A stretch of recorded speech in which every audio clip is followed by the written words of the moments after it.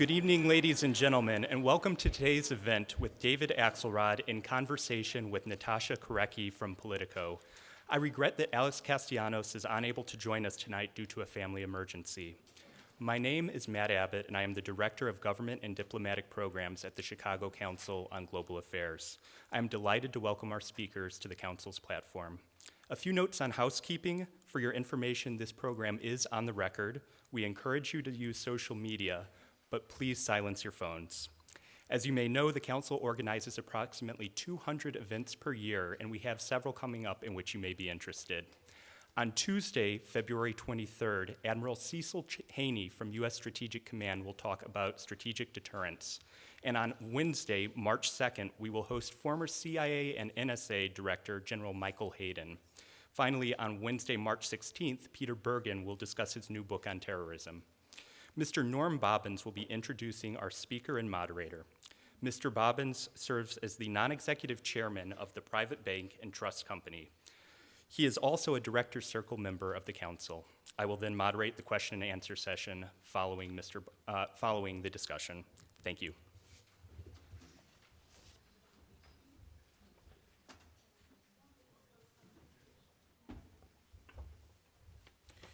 Good evening, ladies and gentlemen. And let me start off by saying thank you all for coming tonight. Wasn't the most pleasant evening to come out and not stay home warm and snuggly, so we're happy to see you. On behalf of the Chicago Council on Global Affairs, I'm delighted to introduce David Axelrod and Natasha Korecki. And I want to thank you for joining us. We are honored to have you speak on the Council's platform. We do regret, as you heard a minute ago, that Alex Castellanos is unable to join us tonight due to a family emergency. We look forward to hearing Mr. Axelrod's insights on the 2016 election. I'm expecting total clarity when we leave this evening. So I don't want to put too much pressure on him, but for an old friend, I warned him in advance. Okay.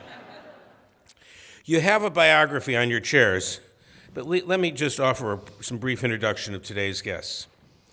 David is the director of the Institute of Politics at the University of Chicago. Previously, he served as a reporter and columnist for the Chicago Tribune before opening his own political consultancy firm. In 2008, and I know you all know this, but I'm paid by the word. In 2008, he joined the presidential campaign of then-Senator Barack Obama, where he served as a senior strategist. He went on to serve in the White House as a senior advisor to the president before leaving to lead President Obama's successful re-election campaign. He also has a new podcast, The Axe Files, which you can find on iTunes, and I highly recommend you take a minute or two to do this. I think you'll find it a worthwhile experience. Now let me introduce Natasha. Natasha is a senior reporter at POLITICO and authors the Politico Illinois Playbook, a morning politics and policy tip. She previously worked as chief political writer at the Chicago Sun-Times, where she also penned a weekly Sunday column. Don't you like it, Tribune, sometimes? I mean, we try to balance these things out. While at the Sun-Times, she covered the federal courts in Chicago during the golden age of political corruption. I wish I had coined that. I was given that, but I liked it. Including the criminal trials of two consecutive Illinois governors, George Ryan and Rod Blagojevich. She also authored the book Only in Chicago about Blagojevich's legal travails. Ladies and gentlemen, please join me in welcoming our guests, David and Natasha. Thank you.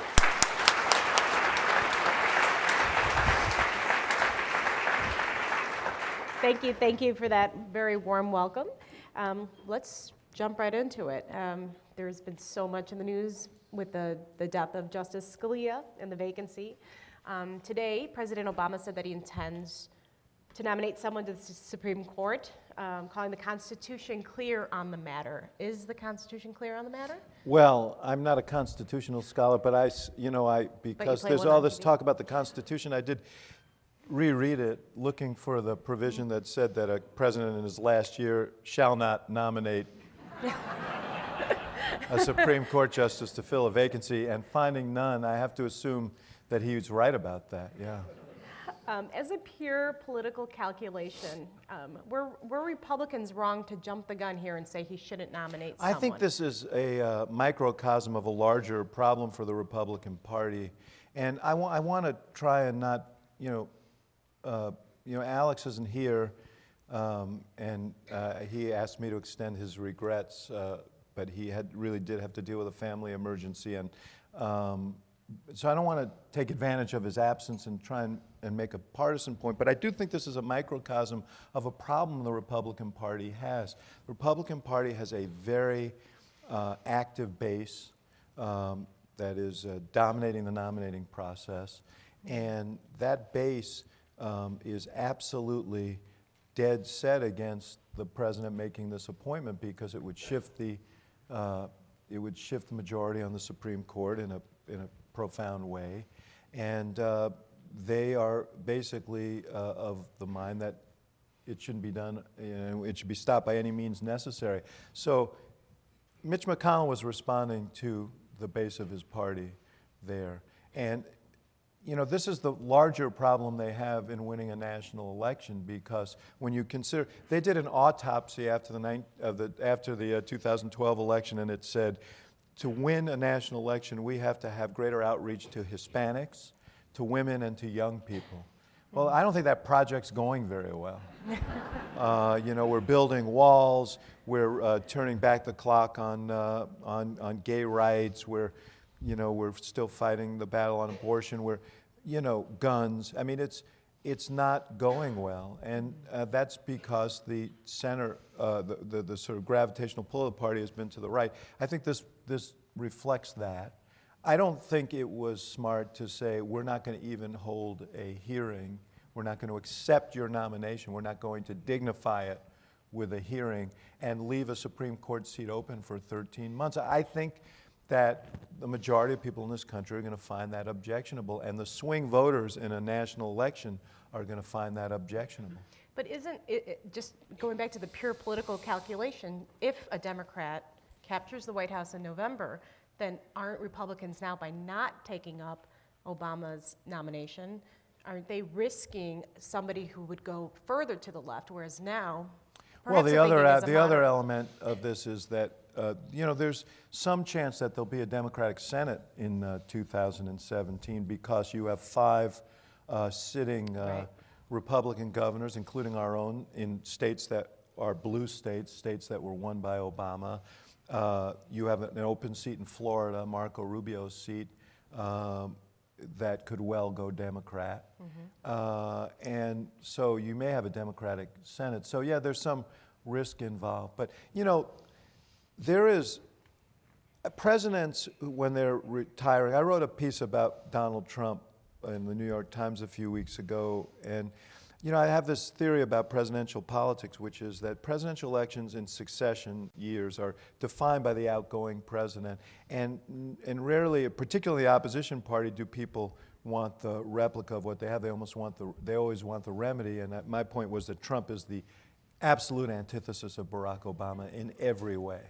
And so it shouldn't be surprising that he's done well, but there is such antipathy to Barack Obama among the base of the Republican Party, and so this is almost it's sacrilege that Barack Obama would pick not only the decisive seat on the Supreme Court, but replacing Antonin Scalia, who is such a hero to the base of the Republican Party. And I don't think they can get over it. Well, who do you think is on Obama's short list right now? I'm not speaking in an informed way. I don't work for him anymore, and I'm not. Absolutely. But I think that the logic that says, and I listened to him carefully this afternoon, nothing he said suggested that this is wrong. The logic would be that he should appoint someone who has been confirmed before by the Senate, who's on the bench. There are several appellate court judges who have been approved by the Senate by 97-0, 96-0, including some of most of the people who are there now, Cruz and Rubio included.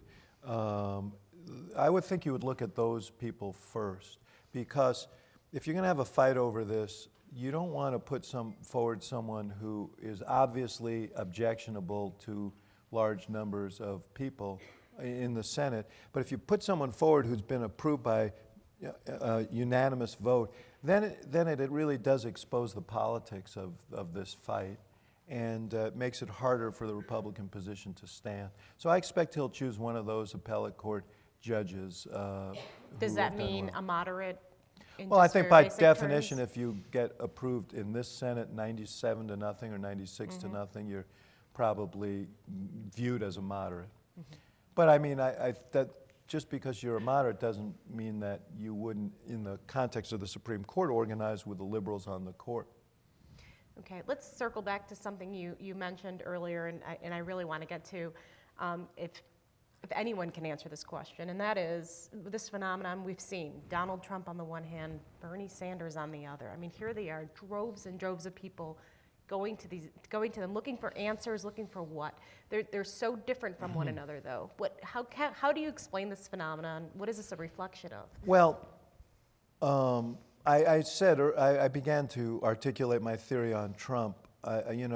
I believed that Barack Obama could get nominated and elected president because he was in many ways the antithesis of George W. Bush. I mean, people felt that Bush was bombastic and impulsive, that he didn't see the nuance in the world, that he wasn't deliberative enough. And here comes Obama, and he's the opposite of those things. I think now there are people, particularly Republicans, maybe some others, who are tired of nuance and deliberation, and they want, which I believe are, personally I think they're a reflection of strength, but there are some who read that as weakness, and the world has become very, complex and challenging, and here's Donald Trump, and he basically is, our slogan when Obama ran for president was "Yes, we can." His slogan is "Yes, I can." Just let me take care of it, Don't even worry about the details. I know how to do it. And there's a certain appealing simplicity to that. And I think that his willingness to be, he is as unpolitically correct as can be.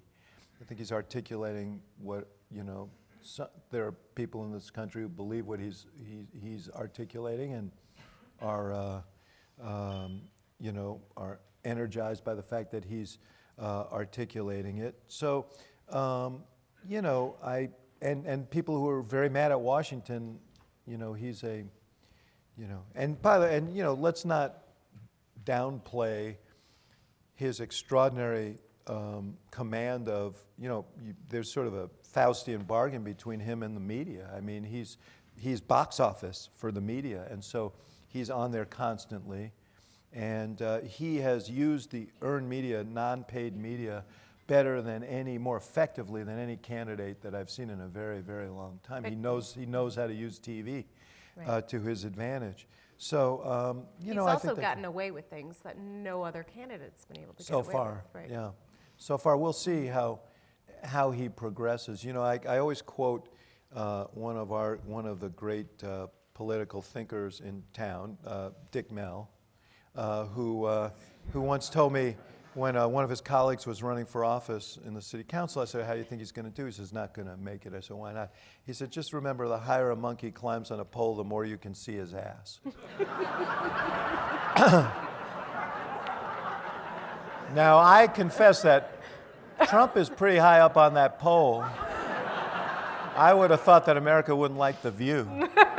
But still, the tests get harder as you go on, and we'll see if he, how far he goes.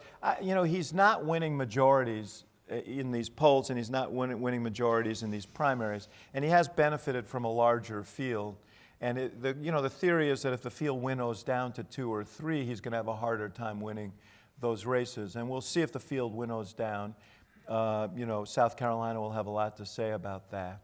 We could lose Bush, we could lose Carson, Kasich could be wounded, and you could end up with a much smaller field, and we'll see if he survives that. But he's been a phenomenon, there's no doubt. And let me talk about Bernie in a second, but there's another overlay here that we should be aware of, and that is, there have been economic forces at play, not just for years, but for several decades, that have conspired against large numbers of people in this country because of technology, because of globalization. The nature of work has changed. A lot of jobs that didn't require a higher education have gone away, good-paying jobs. We've seen a flattening of wages. The median wage today is exactly where it was in 1999. 90% of Americans effectively haven't had a raise in a couple of decades. This has created tremendous anxiety among large numbers of people and a great deal of anger among many. And Trump has tapped into that, and Bernie Sanders is tapping into it on the Democratic side. And there's a great deal of anger about inequality and the sense that the economy is rigged, as he says, and that has found an audience in the Democratic part in the primary. It's found an audience particularly among the young, who also, I think, respond to the authenticity of Bernie Sanders. I think, whatever else he is, he's certainly authentic. And he seems he's saying the same things he was probably saying at the University of Chicago here 50 years ago. And kids and young people are responding to that. And, Hillary Clinton's I was just talking to someone about this. She's in this position of basically saying, you know what? He can't do what he says he wants to do. These are unrealistic things that he wants. And, it's never good to want to kill Santa Claus. And that's the position she's put herself in. And now it feels like she's kind of frantically pushing buttons here, trying to stop this thing. And it'll be interesting to see. I think the Nevada the Nevada caucuses this Saturday are going to be really interesting, and the indications that I'm getting are that it will it will certainly be close, and if it's not close, it will be in Bernie Sanders' favor. So these crowds and this affection that's been growing around Bernie Sanders, is there ever a point that it reminds you of 2008 Obama? The idealism of the young is certainly part of it. Obama was a different candidate. People always say, well, gee, it's this all over again. Obama really wasn't the candidate of the left in 2008. John Edwards was running in Iowa. He ran way to the left of both Obama and Clinton. He was the populist candidate. There were people on the left who distrusted Obama because they felt he was too prone to try and compromise in order to achieve his goals, and some of them still feel that way. Bernie Sanders was one of them, and Bernie, in fact, did try and encourage a primary challenge to Obama in 2011. He did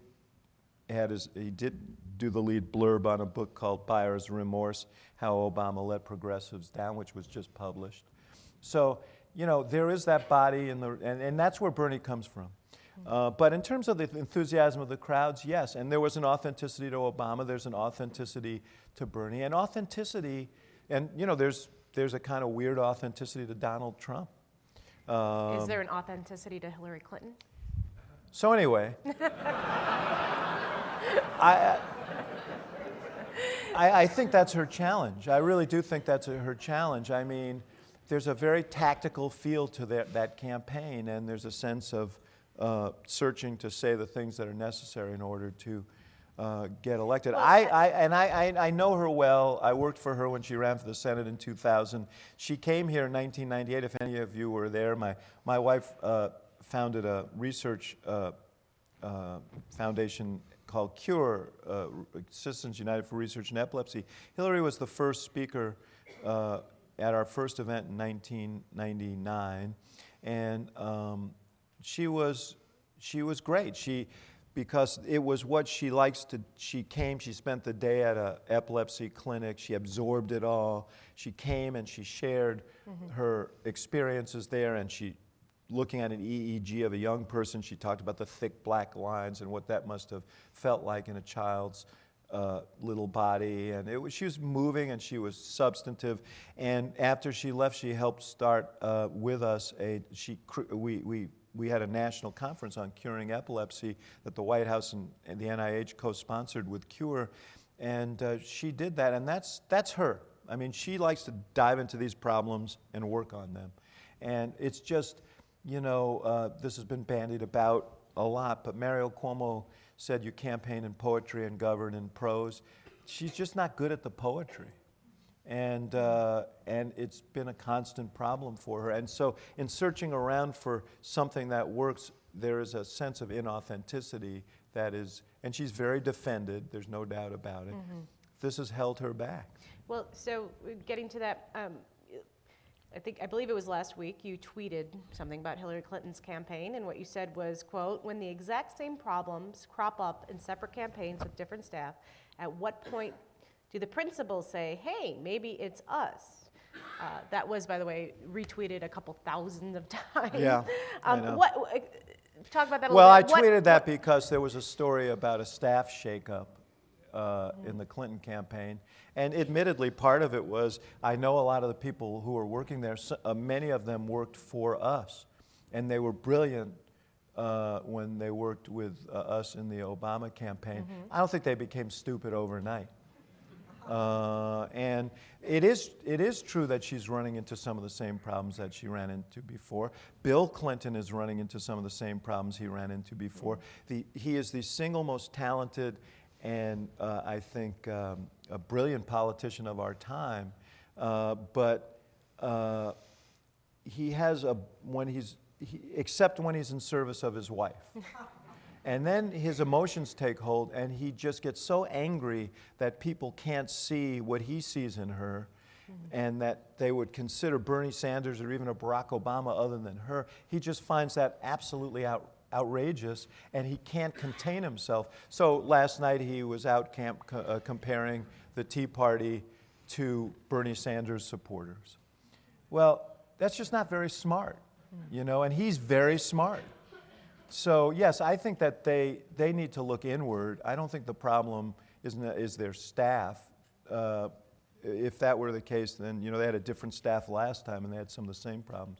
And that was the point I was trying to make. It got a little noisier than I thought it would. So there's been a lot of talk about the fight over African American voters between Bernie Sanders and Hillary Clinton.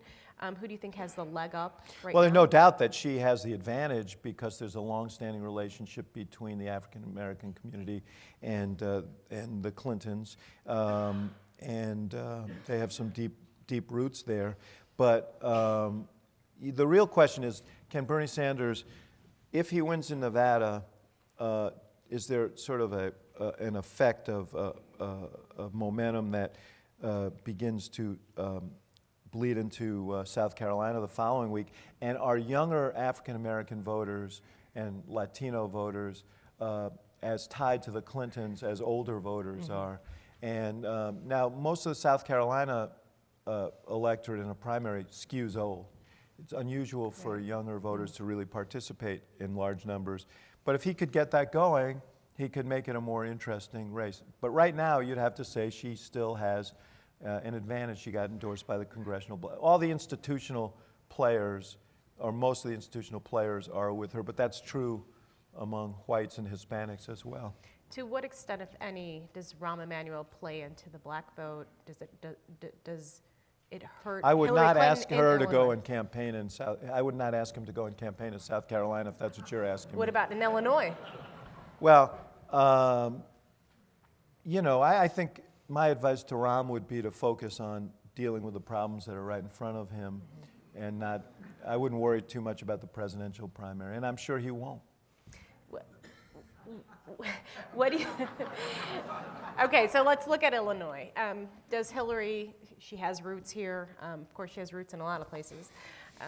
Does she have the Illinois sewn up? Well, sewed up is listen, in this year, I don't want to say anything is sewed up by anybody. I think she has advantages in the Midwest. I think she has advantages in these large industrial states. But everything will be affected by what happens before. Nevada will affect South Carolina. South Carolina will affect March 1st states. There are, I think, 11 states up on March 1st. And the story will go on from there. Yes, I think she has an advantage in this state. But I think you've got to put one foot in front of the other here and not assume too much. Okay, well, let's turn to some of the Republicans now. To the extent that there's ever true blowback for Donald Trump, what did you think about some of his comments about September 11th in this last debate? I was surprised by it. I was surprised by it. As was pointed out by a lot of his Republican opponents, his comments about George W. Bush would be warmly embraced by some on the left of our party, but it was unusual coming from a Republican. I mean, I share his view about the Iraq War as it being a mistake, but he went beyond that and said, that Bush lied and lied us into the. I mean, he really. Then he doubled down on it and then later. said 9/11. He essentially blamed him for 9/11, and that was very harsh. And he's doing it in a state that is, a bastion of the military, I think 150,000 jobs in that state are military-related jobs, and the primary is very, very conservative. I think almost half the people describe themselves as, very conservative. So you would think that there would be blowback. There was a public poll out today. CNN had a poll out today, and he was 20 points ahead of Ted Cruz. So, and I don't know, in South Carolina. So we'll see, I mean, there are only a few days left before the primary Saturday. But it looks to me like it would be very surprising at this point if he didn't win the South Carolina primary. It would be, I think it would be a huge event if he didn't at this point. So at what point, I mean, you see George W. really campaigning hard for Jeb Bush. Is South Carolina make it or break it for Bush and Rubio? I do think so, yeah. I think if George Bush, if Jeb Bush doesn't finish ahead of Marco Rubio and John Kasich in South Carolina, that his campaign is in jeopardy. I think he would have to make a decision at that point as to whether he wants to go forward. He has the resources apparently to go forward. His super PAC still has money, but and that's generally why people get out, is because they don't have the money. But there are reputational costs as well. And I think if Rubio were to finish ahead of him, and there's some polls that have Rubio challenging for second place, then I think that essentially that establishment lane, as they call it, is spoken for. How seriously do you take the Bloomberg possibility as a third-party independent? Well, I think that he is seriously thinking about it? Yes, I think so. I have no doubt he thinks that he'd be the best president. And I have a high regard for him, but I think the reality is it's very, very hard to foresee a scenario under which he could win. And he certainly has the resources, but the question is, does he want to sink them into kind of some sort of symbolic race? I think the answer to that is no. And so, I don't really see any state that he would actually carry if he ran for president, and that's how you get elected president. So my guess is that he won't do it. He's also 73, 74 years old, and I think that he realizes that this is it. If he doesn't run this year, then he's not going to run. But he's flirted with it before. I think he's just flirting with it a little more seriously now. And he certainly has the funds for it, and oh yeah, I don't think and some support it's anyway. lunch money for him. So far you've said that Bush and Rubio might be dropping off No, if South Carolina. I think Rubio will survive, Okay. but in a very weakened state if he finishes behind Bush in South Carolina.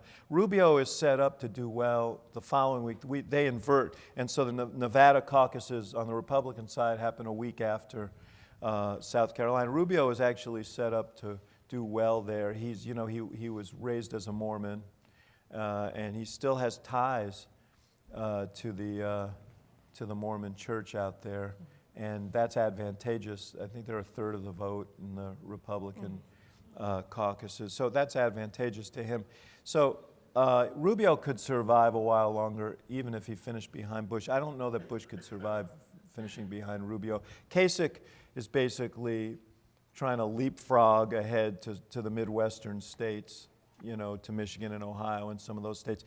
It's rare that you can do that you can, you know, skip over a bunch of states and suddenly reemerge and be competitive. And I think Kasich's run an interesting campaign. I always say he should get the Safe Driver Award because in every debate he steers around the wreckage, you know, and he's the positive guy. He's definitely got a distinctive message. It's just more of a general election message. He's like the happy warrior in an angry party, and that's hard. It's hard to win like that. Right, and I found it interesting that in Illinois, the Republicans have really banded behind him here. Behind Kasich? Yeah. Yeah, well, it's The interesting. establishment. Illinois Republicans here. Republican, I mean, there's still, you know, a tradition of moderate republicanism here in Illinois, and most of the established political figures would fit into that category. So it's not surprising that they would respond to a John Kasich, but I'm not sure that he'll be around or what kind of shape he'll be in. You know, now this is a funny year, so anything can happen, but I think he's got a really difficult assignment here. You mentioned, you know, the Senate possibly changing hands. We have a very contested race for U.S. Senate, Democratic primary, of course, but, you know, Mark Kirk, how vulnerable do you think Mark Kirk is? Can he? I think he's the most vulnerable incumbent in the country. Yeah, I think he's very vulnerable. Look, I mean, we have this odd thing where we have a different electorate in the midterms and the generals and the presidentials, and so, you know, Republicans who get elected in blue states in the midterms tend not to do well in 6 years later when it's a presidential, because it's Democrats who drop off in the midterms. Generally, the vote is a third smaller, and it usually favors Republicans in the midterms, that drop off. The converse is true. In presidential years, it's better for Democrats. So that alone has jeopardized a lot. There are 5, as I mentioned, running in Illinois, Wisconsin, Ohio, Pennsylvania, and New Hampshire, all states Obama carried twice. Those folks have tough races. His is particularly tough, and I really have great admiration for Senator Kirk and the effort he put into his recovery, but it has limited his ability to campaign the way one has to campaign to win a statewide race. So that combination of factors, I think, has made him vulnerable in a general election. Who do you see as being more of a threat to him as far as the Democratic field, Duckworth or Zopp? Well, I should say that Tammy Duckworth's a friend of mine, and I you know, support her. I think she, you know, and I like Andy Zopp a lot as well. There's a third candidate in there too. Napoleon Harris. Right. So who I don't know. So I used to watch him play football at Northwestern, but nothing about that suggested to me what kind of senator he would be, other than hard hitting. But I think that Tammy would be a very strong candidate against Kirk, you know, in part because she has support and a base in the veterans community around the state based on her own experiences and her service as in both the state veterans agency and at the VA. She's gotten around. She has roots there, and she's got a great story. And I think she's a better general election candidate. But I think either of them would give would give Kirk a very tough race. Well, this is getting a little local, but curious about. You're not going to ask me about Ken Duncan, are you? No, but I was going to ask about Bruce Rauner. It's not that local. It's not that local, no. But to what extent do you think that, for me as a reporter watching him during the state fair in 2014, you really saw Republicans come together and energized in a way you hadn't seen in a long time here. Where do you see that now?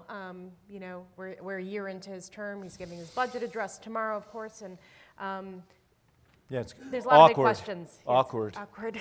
Yes, it's hard to give your budget address when you don't have a budget from the last year. Well, there is that problem. What do you think he's done to Republicans? Has it helped? Has it hurt? Well, I don't think he's very popular right now. He's doing what he thinks is right, basically holding the budget hostage in order to get what he calls reforms, that would really essentially decommission public employee unions. I don't think everybody thinks that, operating in public office is easy. It's not easy, and experience has some value. I don't think coming to that office and creating, a $20 million fund to go after legislators was necessarily the smartest first thing he could have done. And then go to the Speaker and the President of the Senate and say, so now that I've created this $20 million fund to decapitate your members, I want you to cut the throats of those special interests that fund you. Just didn't seem like a winning strategy. And so, he's been very firm. He thinks he's fighting for a big principle. But the last poll I saw, and I only read them in your Politico columns. Playbook. Yeah. Playbook, right? Yes, playbook. Did I say it like you asked me to? Anyway. We'll talk about it later. But they, his numbers I think are in the 30s.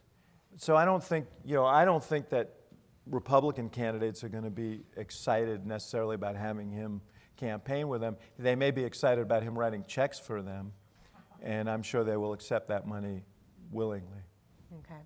Looks like our time is up and the Q&A is going to start here. Okay? Thank you very much. We have time for some audience questions now. If you do have a question, please raise your arm, and once I've called on you, wait for a member of our staff to bring a microphone to you. And also, please make sure your question is a question and not a statement. The gentleman in the blue shirt, please.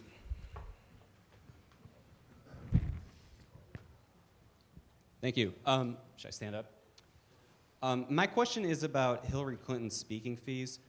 It's been a huge political issue that she took $675,000 to give 3 speeches to Goldman Sachs. I think all of them were in 2013, but I might be mistaken about that.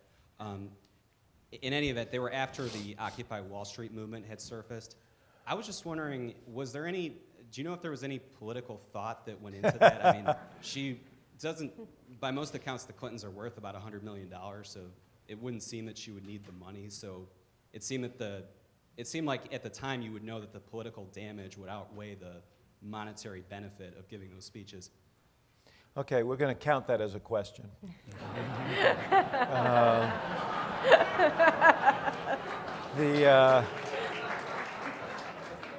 Look, I think your premise, I don't know what the thought process was behind that. I think they would say she didn't know she was going to run for president. If you're asking me what my advice to her would have been, my advice to her would have been, if you think you're going to run for president, go up to a mountain, get out of public view for a year or two, contemplate the future of the economy and the middle class, write your book about that, come back and begin to talk to people about where you want to lead the country. And I certainly would have discouraged her from taking these big speaking fees, particularly from, entities that are obviously going to be controversial.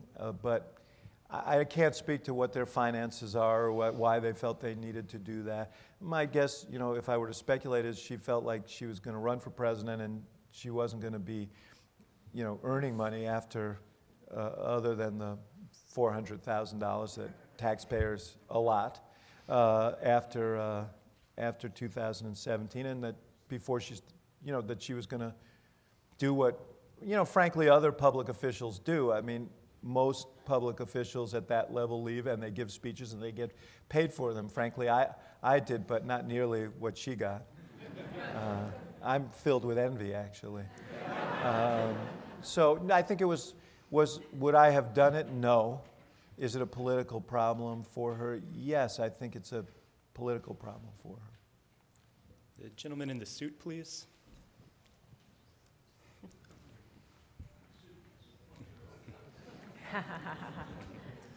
Do you see Vice President Biden getting into this race now? I know that there are people who still urge him in. I don't. It's getting awfully late for someone else to get in the race. I would be surprised if that happened. Again, I add the caveat now on everything that, anything can happen in 2016. But,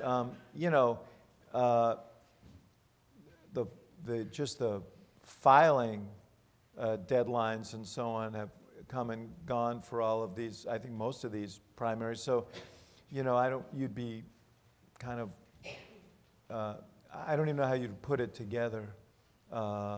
If there were a complete and utter collapse or a candidate withdrew and, those delegates could move over or something, I don't know. But I don't anticipate that scenario. Yes, sir, in the front row, please. Thanks. Bernie Sanders has said on record that he doesn't really think Hillary's emails are that big a deal. The Republicans might take a different perspective on that. Do you think that will, in the end, be a factor, or is it kind of much noise about nothing? Well, I'm not sure what he's sort of said different things on this. He said it was a serious problem as well at another point. I think he was right to, to stay on his own message. And I think one of the reasons why his supporters have been so enraptured by him is because they feel like he's principled and he's running on a higher plane. So I think he was right to do that. And he actually got I think he got a boost by doing that. But let's set that aside for a second. I don't really know. I think if the email question is what the email question seems to be now, and the question is, was she sent emails that later were reclassified, and it's a battle over whether they should have been? I don't think that's ultimately going to make a huge difference in the campaign. If at the end of it morphs into something else, then you'd have to reevaluate. But sitting here today, I don't see it. The gentleman in the third to last row on the end, please. Thank you. Can you talk a little bit about what factors might go into a vice presidential pick, either by Secretary Clinton or Senator Sanders? Well, let me just tell you, first of all, what happened in 2008, because that I can speak with some knowledge of. Obama, his first thing was he wanted someone who could serve as president, who he felt was qualified to serve as president. His second was he wanted someone who was not unfamiliar with what a presidential campaign and a national campaign was like. When I was on the plane with him when we were leaving Denver after the convention, when the news came that John McCain had picked Sarah Palin, and it still occasions a chuckle. And I walked to the front of the plane and I said, he's picked Sarah Palin, and Senator Obama said, wow, why? And he goes through it in his head.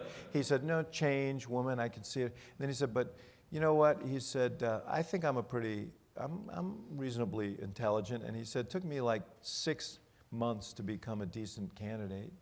And to get used to this sort of maelstrom of a national campaign. He was right about that.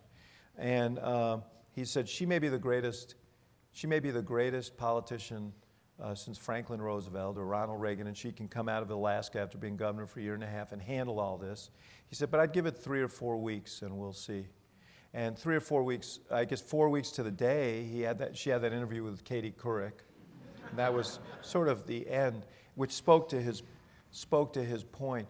So I would think that some thought would be given to how in the short run a candidate would handle a national campaign, and how in the long run. And one thing about vice presidential candidates, I don't think they actually help you. The last time a vice presidential candidate actually helped elect a president, I think, was in 1960 when JFK picked Lyndon Johnson, and it helped him carry Texas. But that doesn't really happen much anymore. There's this myth that you pick someone and you'll carry states as a result of it. I don't really believe in that so much, but they can hurt you. And McCain learned that. Others, have learned it. So the do no harm rule should be the first rule. And if I were Hillary, I would, and maybe if even I were McCain. I mean Sanders. If I were Hillary, the name that keeps playing in my head is Tim Kaine, the senator from Virginia, former governor, very solid guy, was a missionary in Latin America, fluent in Spanish, very solid record in Virginia as governor, former mayor, very, very good with progressives. I think that would be a smart choice. There's been some talk about Julian Castro, great friend of mine. That would be, I think, a riskier choice just because he, under the is he ready for what he would have to face rule. Really smart and talented guy. I don't know, this is the first time, honestly, that anybody asked me who Bernie Sanders might pick for vice president, which tells you how far this thing has gotten. I'm not sure he's given it much thought, So I really haven't given it much thought. But I say that, and I say this, in not to be pointed, cruel, or ageist, but I think a guy who's going to be 75, if he became president, should give some real thought to who he picks for vice president, because that person has a very good chance of becoming president at some point. And it's sort of the reality of things. So, did you say this was on the record? It's on the record.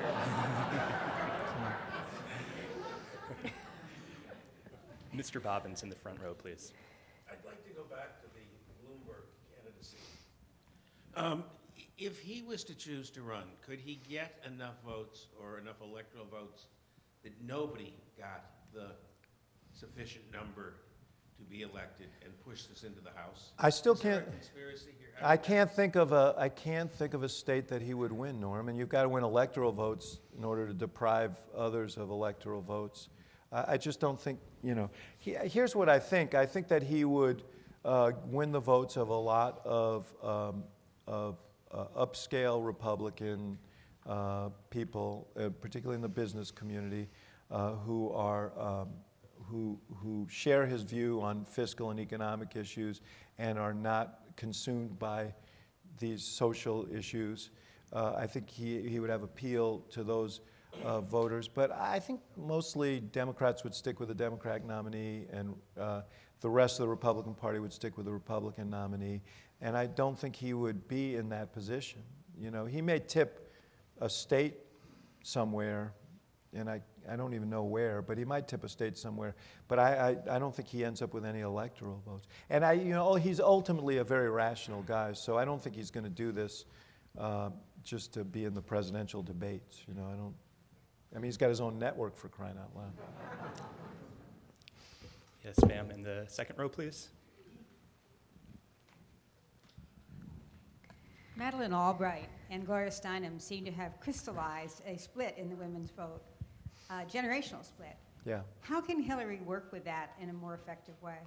Well, let me say this. I can't think of a less effective way than sending out, and let me just say, I love Madeleine Albright. I think she is an incredible person. And she's been to my Institute of Politics at the University of Chicago several times. And she's been really inspiring to these young women she spoke to. So, I have nothing but good things to say about her. But as she herself acknowledged in the New York Times this week, it was an off-key thing to say at that moment. I don't think sending out septuagenarians and octogenarians to lecture 20-year-olds on their responsibility to Hillary Clinton is an effective strategy. And I honestly don't think, I don't think that making this sort of, everybody, I don't think there's a person in the world who doesn't know that Hillary Clinton is a woman. And I don't think that point needs to be made. And if people are going to vote on that basis, they're going to vote on that basis. I think Hillary has to project a positive and inspiring vision for where she wants to lead this country. And I think if she provides that, then people want to follow. They will follow. I think the more tactical she seems, the more she plays identity politics and so on. I think the more political she looks, and that is what is concerning to people. And so that was a bad. She could not have closed the weekend of the New Hampshire primary in a worse way. There was that. There was on Sunday Bill Clinton kind of erupting on Bernie Sanders in a really kind of angry way. And then Monday was the story before the primary about how they're contemplating a staff shakeup. It's like you couldn't have invented a worse way to roll into a primary. So, they just, I guess my advice to them would be calm down. And, make your case. You're going to win or you're going to lose. But don't look frantic as a campaign, because I think that just exacerbates your problems. Yes, sir, in the purple shirt. You want to get called on, wear a purple shirt. Right. It seems like, I don't think it's likely, but it's not an impossibility that someone like Donald Trump or Ted Cruz could get the nomination at this point. So in the hypothetical world where either of them did, how would you run that campaign in a general election, or what advice would you give to the person in charge of doing that? Yeah. Well, I don't think either of them represent a majority, and particularly a majority in the number of states necessary to win 270 electoral votes. So, I mean, I guess I would isolate those areas that clearly paint them outside of the mainstream, and I would make sure that people understand what the choice is and what the stakes are. The Donald Trump thing is really hard to game out, because every assumption that one has, like in the last debate, I watched him talk about George W. Bush. I watched him talk about Planned Parenthood in a very positive way. In fact, I found myself agreeing with him on a lot of stuff, and I thought, how could this be smart for him? And I said it seems like I do tweet, and I tweeted it feels like he's having a meltdown, but given that it's Donald Trump, he'll probably surge after this. And I just, he's very hard to game out. Now, I will tell you, his numbers among Democrats and independent voters are horrific. And so he would go into a general election campaign in a very, I think, difficult state. But one thing's clear, he's willing to throw any punch, say anything.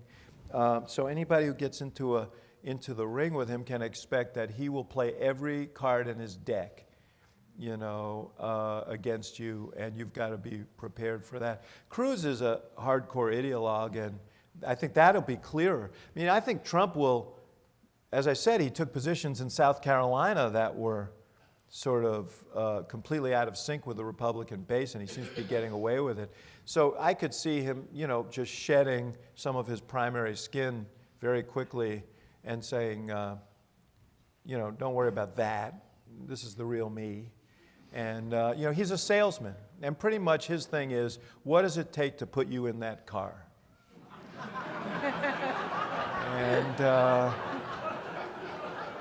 and so... So I think we'll see that in a general election, so it'll make it interesting. Yes. Oh, I'm sorry, you're calling. Your shirt is not colorful enough. Yes, please, in the front row. You, yes. Thank you. I have read that in 2012, depending upon the state, of those citizens who voted in the general election, only 12 to 20% voted in the caucuses or primaries. Two questions. Is that correct? And if so, are the caucuses and the primaries outlived their usefulness as a way of selecting the best candidates for the presidency? Well, the Both parties. caucuses for sure represent a minuscule percentage of overall voters. I mean, they had a hefty turnout in Iowa, and it was a small percentage of their overall electorate. Primaries, I think, are a little bit more, the turnout is a little bit higher. But, you know, I don't know. I guess my question back to you is, what do you have in mind? I mean, what would be another way? Do we go back to nominating conventions of party leaders who, you know, there are people in this room who probably were out in this park in 1968 protesting brokered conventions by party leaders who now have some gray hair and are thinking, you know, gee, those brokered conventions produced, you know, Adlai Stevenson and Franklin Roosevelt and, you know, and maybe a little nostalgic, I don't know. But I don't think you can put that, I don't think you can go back. I mean, I think this is, you may rearrange the primary so that you know, there are people who would like a national primary. There are people, but if you have a national primary, it really disadvantages people who may have something to offer but aren't as well known to start. You could have other states start the process that are more representative. I happen to be a fan of the, you know, partly because I had a good experience in Iowa. But I was a reporter. You know, I've had bad experiences in Iowa too with presidential candidates, and I was a reporter before I was a consultant or a strategist. You know, I do think people who do participate take the process really seriously. And so one place in the whole process, Iowa and New Hampshire, where presidential candidates actually have to get down on the ground floor and interact with people.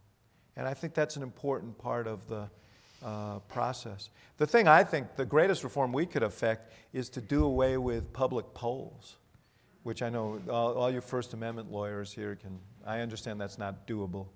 But the whole process has been distorted by polling, you know, and so we cover polls instead of candidates and campaigns, and then if the polls are wrong, and they often are, and some candidate outperforms the poll, then they've won. Marco Rubio, you know, Donald Trump came in second in Iowa. He lost, even though Iowa was a very peculiar place for him to do well in the first place. It was a very natural place for Ted Cruz, but we kind of calibrate all our coverage and attitudes based on these polls. That to me is a very insidious part of the process. But Could we have the gentleman about halfway up in the suit? they're all in suits, man. You said earlier that each campaign is a reaction to the sitting president and that this is a funny year. If Trump and Sanders continue to do well, would it be hard not to look at that as a commentary on the last 7 years? Well, I think it would be a reflection of, it'd be a reaction. I mean, I think the Democratic side, it's a little bit more complicated because Barack Obama has approval ratings higher than Bill Clinton had at this time in his presidency, higher than most presidents have had, than Ronald Reagan had at this time in his presidency among Republicans. I'm talking about among Democrats. He's a very popular figure among Democrats. That's why Bernie Sanders and Hillary Clinton are both hugging him as they have been. I mean, Bernie has not owned his past differences with Obama fully. It's the one kind of disingenuous note he's struck so far in this campaign. And the reason he hasn't is because Obama's quite popular with Democrats. But there is this, you know, we live in a system that was created by our founding fathers with a notion that we're going to make it very hard to get anything done if the country's deeply divided. We're not going to let one faction overrun another faction. And so we're going to just make this a very difficult system in which to move forward if there's great divisions. And that's what's happened. We have a very divided country. And so in order to get things done, you really have to compromise. Obama's made compromises in order to get the things he wanted done. The fact that Republicans have made compromises with him has infuriated the Republican base, and it's infuriated the Democratic base that he made compromises. There's still people I run into, maybe in this room, who say he never should have signed the Affordable Care Act if it didn't have a public option in it. And his attitude, and I think I can speak for him here, is, you know, take a walk with him or with any of us who worked on that. Run into the people who have insurance today who didn't have it before, some of whom I was in a line, it happens every time. I was on a book signing line last night, and some woman told me about her son whose life, she said, was saved because he had a pre-existing condition, he was able to get insurance and so on. You know, so his attitude is, yes, we compromise because if we didn't compromise, there wouldn't have been an Affordable Care Act, and 20 million fewer people would have had insurance. But that is still, and there are other elements of what he did that anger some people on the left who just don't feel like we should compromise so much. So that's, I think, part of what you're seeing. On the Republican side, it's more complicated because even though you saw this debate erupt in the Republican debate between Rubio and Chris Christie, Rubio saying Barack Obama knows exactly what he's doing. He said it several times. and Christie's argument was, no, Obama's weak and feckless. And you know, it was in Rubio's interest to make the argument that Obama was not weak and feckless, that he was strong and that he was strong and wrong, because he wanted to show that you could be a first-term senator and have great impact and when you get elected president. But this is also the debate within the Republican Party, because the establishment Republicans, they sort of like to say Obama hasn't been effective, that he's been feckless. And the movement Republicans think he's tyrannical. So, you know, and you can't be a feckless dictator. You know, you're like one or the other. So it's been confusing. So I think if those two guys are nominees, there'll be an element of reaction to him, but I think it's mostly a reaction to the times as well. I mean, you know, and as I said, these economic factors that have come into play, and continuing anger with gridlock in Washington. Yes, ma'am, in the last row, please. Historically, endorsements from existing elected officials has been very impactful, but it doesn't seem to be the case in this election cycle. Can you comment on why that is? Because I think there's a great deal of anger, as I said, against the political establishment in both parties, and endorsements connote the establishment. I think that they are emblematic of the very thing that many of the people, you know, the Sanders supporters are essentially, you know, anti-establishment voters. A lot of the vote, you know, be it Cruz or Trump in the Republican Party is an anti-establishment vote. And so they're not interested in establishment endorsements. And I think it's a conundrum, you know, like for Hillary in particular, because she's got so much, and her answer, you know, she got the endorsement of the entire congressional, or most of the congressional Black caucus. I don't know how meaningful that is to particularly younger Black voters. It may be counter to their views. Yes, sir, in the second row, please. You're a very knowledgeable guy. Why don't you run for office? Because I'm a very knowledgeable guy. You know, I really honor people who run for public office. I believe deeply in service, and I was proud to serve the president. I know what it entails, though, and I've devoted a lot of my life to campaigns, took me away from my family. We had medical issues in my family with my own child that prevented my wife and I from doing a lot of things we wanted to do. And so at this point in my life, it's sort of it's a closed book. But I admire people who are willing to submit themselves to that process. And I really hope people continue to do that. One of the reasons why I have an Institute of Politics at the University of Chicago is that, you know, this is the most public-spirited group of young people I've seen since the 1960s. They really understand that they have a role to play in shaping the future, but they're very skeptical as to whether politics is the way to do it. And you know, their notion is let's create an app. We can deal with it that way. Or let's engage in social media. And those are powerful things, but they're not a substitute for, and I always tell them, you know, Congress is going to meet with you or without you, and they're going to be dealing with all the equities that you care about, and they're going to have profound impact, and so are the city councils and legislatures, and you know, you either get into it and try and influence that and grab the wheel of history and steer, or you live with the decisions other people make. So I don't disparage the notion of running for public office. I honor it. I just don't have the wherewithal to do it myself. In the middle, please. In listening to the pundits and newscasters, they almost salivate at the idea of a brokered convention.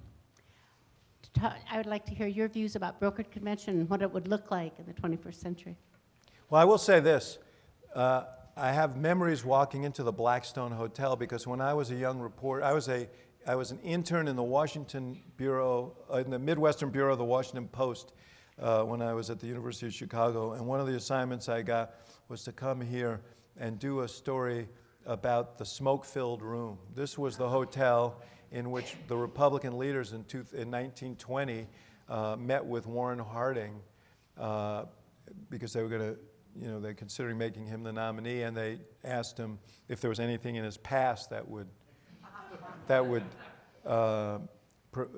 prevent him from getting elected. And he went in alone into the bedroom of his suite, came out a half an hour later and said no. And my thing is, if it takes you a half an hour to think about it, probably a bad sign. I don't. There's not going to be a brokered Democratic convention. We're going to have a nominee. On the Republican side, you do hear that. The people I talk to on their side still feel like someone's going to be the nominee. And you know, their rules change as of March 15th, and they go to kind of a winner-take-all, either by state or congressional district formula. So that may add further momentum to someone's candidacy. But you know, what it would look like is utter chaos. Is what it would look like, because you'll have delegates from all these different candidates, some of whom hate each other, and arriving at the dream of the Washington Republican establishment is that there'll be a brokered convention and Paul Ryan would be the nominee of the Republican Party.